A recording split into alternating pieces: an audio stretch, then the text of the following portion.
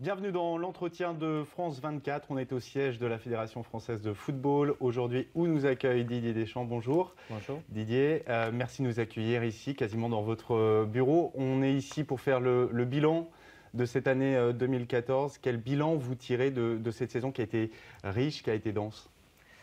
Bilan positif, satisfaisant, évidemment avec la Coupe du Monde, parce que c'était le grand rendez-vous qu'il ne fallait pas manquer. Et puis bon, avec cette élimination en quart de finale face au futur champion du monde. Donc il y a eu l'avant-Coupe du Monde, la Coupe du Monde et l'après-Coupe du Monde aussi, où on a maintenu ce niveau d'exigence avec cette envie, cette détermination qu'ont les joueurs de vouloir faire les choses bien et ensemble. Est-ce qu'il y a encore des petits regrets sur ce qui s'est passé en quart de finale face à l'Allemagne? Ce n'est pas des regrets, voilà, on a le sentiment, comme à la fin du match, d'être passé à côté de quelque chose de encore plus grand et qui n'a pas manqué grand-chose, mais il nous a manqué grand-chose, qui est logique sur un plan sportif par rapport à cette équipe allemande qui avait vécu une expérience bien plus importante que nous. Alors depuis un an, il y a des joueurs qui ont émergé, qui ont pris le pouvoir. Il n'y a pas de pouvoir à prendre.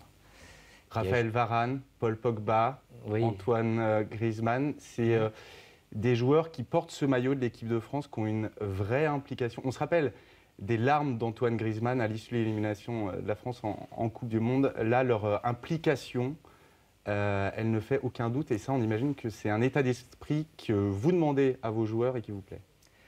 Oui, je pense que le match retour contre l'Ukraine au Stade de France a été un moment fondateur à travers, évidemment, le fait d'atteindre l'objectif de se qualifier pour la Coupe du Monde, qui était quelque chose d'essentiel pour les joueurs, pour le football français, pour la fédération, pour moi, pour mon staff, pour tout le monde. Et d'avoir vécu ce moment-là, cette communion avec le public. Il ne faut pas oublier que la grande majorité, quasi-totalité des joueurs qui étaient là contre ce match contre l'Ukraine avaient un lien avec ce maillot de l'équipe de France qui n'était pas forcément très positif et très joyeux. Là, ils se sont rendus compte de ce que représentait vraiment porter ce maillot-là. Cette fierté de voir des gens qui étaient prêts à les soutenir, à les encourager, à vibrer à travers eux. Et ça a déclenché beaucoup de choses. Et on s'est appuyé avec mon staff là-dessus. Et c'est vrai que ça a été un plaisir pour moi-même et pour mon staff, dès le premier jour de stage de la préparation, de voir des joueurs qui étaient heureux d'être là et qui étaient déterminés et avec la vie commune de faire les choses ensemble. C'est là la difficulté de la plupart des sélections. Didier, on va justement parler de cette relation avec le public. Vous savez, on était à Lille lors de la finale de la Coupe Davis et vous avez enregistré un petit clip d'encouragement à l'équipe de France. Est-ce que vous savez quel a été l'accueil du public pour ce petit clip? Non. Non, vous savez pas, vous pas avez le été retour, ovationné. Oui. Ovationné. Oui. Comme quoi, c'est la preuve, là, que cette image de l'équipe de France, elle a totalement changé pour les supporters, auprès des supporters. Et vous y êtes tout de même pour quelque chose. Parce Oui, que vous êtes après, je vais pas... le patron de cette équipe. Oui, mais je suis l'entraîneur. L'entraîneur, il est important. Les principaux acteurs, je ne veux pas enlever les mérites aux joueurs. Quand ça se passe mal, c'est 95% de la responsabilité, c'est celle de l'entraîneur. C'est pas juste, mais c'est comme ça. Donc après, évidemment que le plus important, on a beau dire, à un moment, on était à dire, oui, mais peu importe les résultats, du moment qu'ils se comportent bien. Non, c'est pas vrai. Les joueurs font ce qu'il faut sur le terrain pour obtenir les meilleurs résultats. Et à côté de ça, voilà, il n'y a rien d'exceptionnel, si ce n'est d'être... Mais un état d'esprit, vous avez changé tout de même. Oui, parce qu'eux, ils l'ont compris aussi, quoi. Ils ont beau jouer, je leur dis, et je leur répète, et je continue de leur répéter, et je ne cesserai de leur rabâcher d'ailleurs avec mon staff, qu'ils ont beau jouer dans les plus grands clubs, gagner les plus grands titres, il n'y a rien qui peut être au-dessus du maillot de l'équipe de France. Et à chaque fois qu'ils viennent porter ce maillot-là, que ce soit la première, la 10e, la 50e, la 100e, ça doit être un honneur et un privilège. Et ça doit être au-dessus de tout, ce maillot. Au-dessus de tout. Et ils ont des devoirs. Des devoirs dans l'implication dans la vie. Ils ne vont pas toujours être bons, pas toujours faire de bons matchs. Et à côté de ça, ce sont aussi des privilégiés. Ils ont la possibilité de pouvoir faire plaisir, de donner du plaisir, de faire une photo, de faire un autographe à un enfant, à un papa, une maman, un papy, une mamie. Voilà.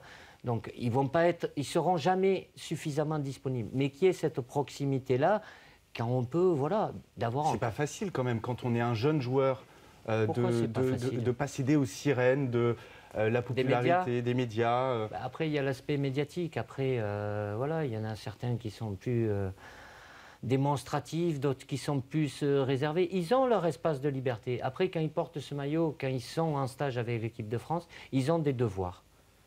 Il faut qu'ils prennent conscience de ça. Ils ont pris conscience de ça. Mais c'est quelque chose qui doit être naturel. Ils ne sont pas là pour jouer, pour surjouer, pour faire semblant.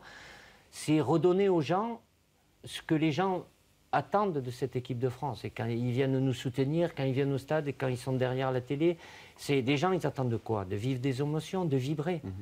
Après, évidemment qu'on va faire en sorte de gagner le plus de matchs possible, tous les matchs, mais ça ne sera pas possible.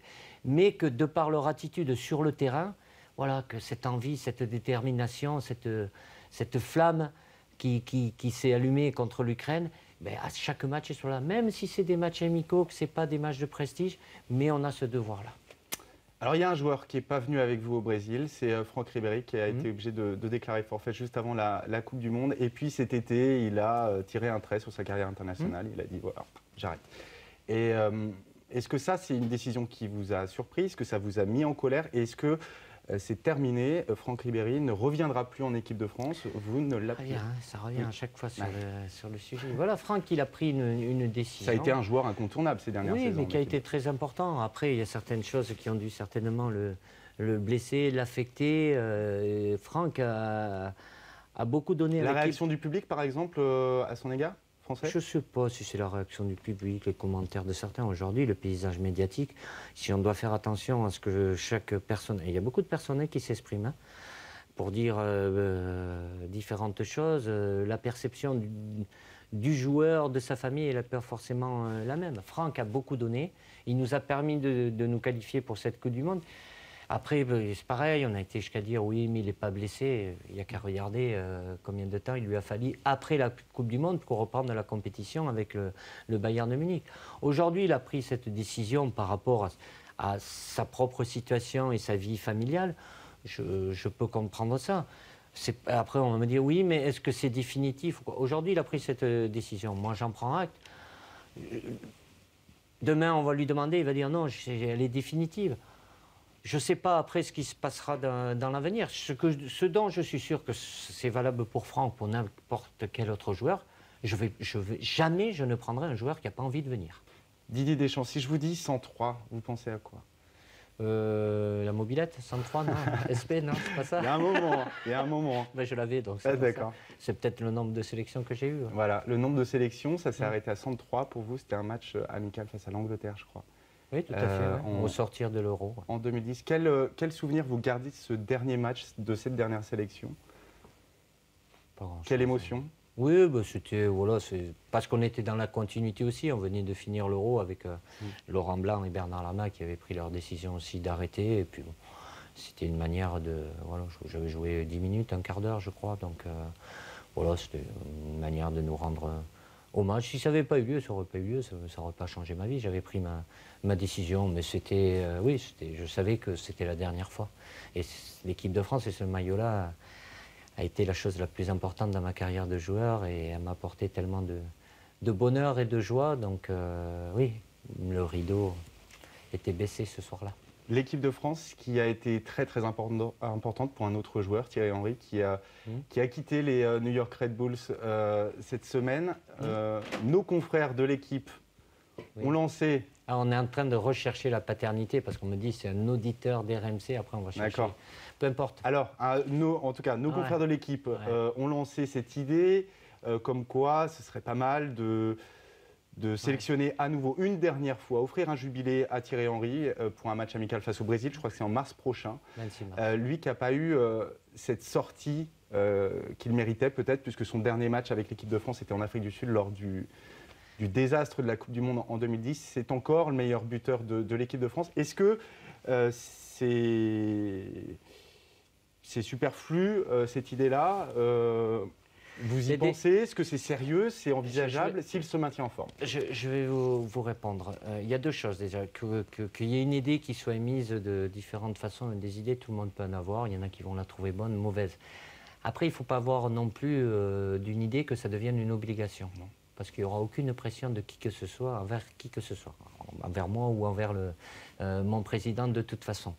Thierry Henry est un immense joueur qui a marqué évidemment l'histoire de l'équipe de France. Il y en a eu beaucoup d'autres aussi. L'effet, c'est que Thierry Henry, aujourd'hui, il a pu porter ce maillot-là depuis 4 ans. Depuis 4 ans. Voilà. Il arrête sa carrière de joueur. Qu'on lui rende un hommage, je vous dis oui. C'est certain.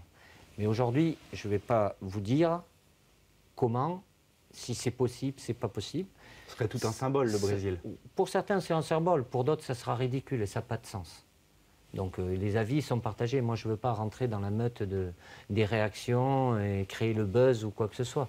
Je vous dis que, et le président, et mon président, et du même avis, je le pense, qui mérite un hommage, on prendra le temps d'en discuter ensemble et vous serez tenus au courant. Mais n'oublions pas aussi, ce qui ne veut pas dire que je ne veux pas ou quoi que ce soit, ne pas interpréter mes paroles. On a un match, certes, qui est amical, mais on a un objectif, c'est préparer l'Euro 2016. Quoi. Donc, la porte n'est pas totalement fermée? Non, elle n'est pas ouverte, elle n'est pas fermée. D'accord, ok. Ça va, c'est français? L'équipe de France a retrouvé une belle image, elle a renoué avec les résultats, c'est ce que je voulais dire. Vous avez l'air totalement épanoui à la tête de cette équipe de France. C'est pas le moment de demander une prolongation du contrat? Je ne demande rien, mais c'est vrai que je suis très heureux dans ma fonction de sélectionneur. Jusque-là, beaucoup de plaisir. Vous irez jusqu'à l'Euro 2016? C'est prévu jusqu'à l'Euro 2016. Après, vous le savez, le président s'est exprimé. On sera amené, on a déjà discuté, on sera amené à avoir des discussions pour poursuivre cette aventure. Pourquoi pas? Merci Didier Deschamps d'avoir répondu à nos questions. Bonne fête de fin d'année à vous aussi. À tous les joueurs de l'équipe de France également, et à tous les spectateurs de France 24. L'info, elle continue sur France 24.